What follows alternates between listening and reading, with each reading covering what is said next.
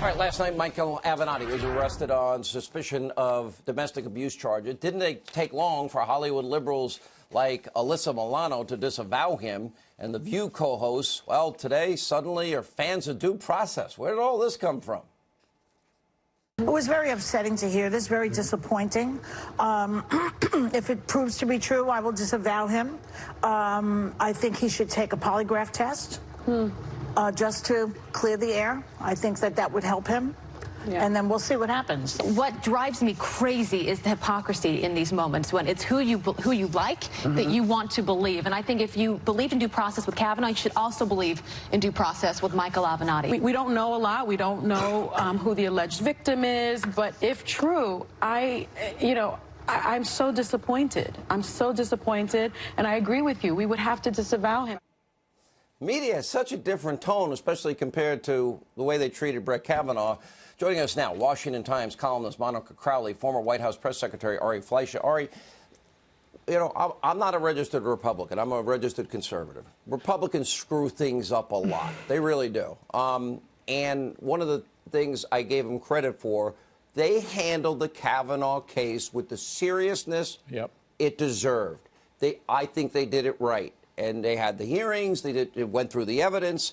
Now we have a point where Avenatti, Julie Swetnick, they're now being investigated. I believe in the presumption of innocence and due process. Avenatti did not. Yep. Now you see the media tone change. Reaction. Look, number one, I take no joy in this. Anytime somebody is arrested and might go to prison, nobody should celebrate this. I agree. But due process and you're innocent until proven guilty can never be slogans in America. They must be real. They must be the way our justice system is built on and that we all respect. Michael Avenatti had no respect for either, for innocent until proven guilty or due process. And that's what he tried to do to Brett Kavanaugh. Now it's come full circle, and now he has to deal with it. He's lucky that because of people like Brett Kavanaugh who believe in the Constitution, he will have his due process and his day in court. The one report in TMZ that could be problematic if that turns out to be true is apparently when he ran in, and this is the day after, and the words "she hit me first." If that came out and that's true, Monica, that's problematic. In my mind, that would be problematic for anybody. Is that his defense? Well, she hit me first. I mean, it's not. Well, no, it's not he says he didn't do any of it. To be fair to him, right? Look, all of these Hollywood liberals and others who embrace Michael Avenatti as some sort of hero of the resistance, they're all learning right now that you live by the Avenatti and you die by the Avenatti. Okay, he will have his say. He will have his day in court. He will have his own legal representation as he's entitled to.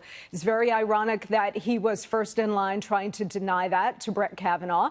And by the way, President Trump as well with his representation of Stormy Daniels. A lot of these women who just blindly embrace this guy without looking into his background. I mean, he's going through a very messy divorce. His ex-wife had a sworn statement in those proceedings where she claimed that he emotionally abused her.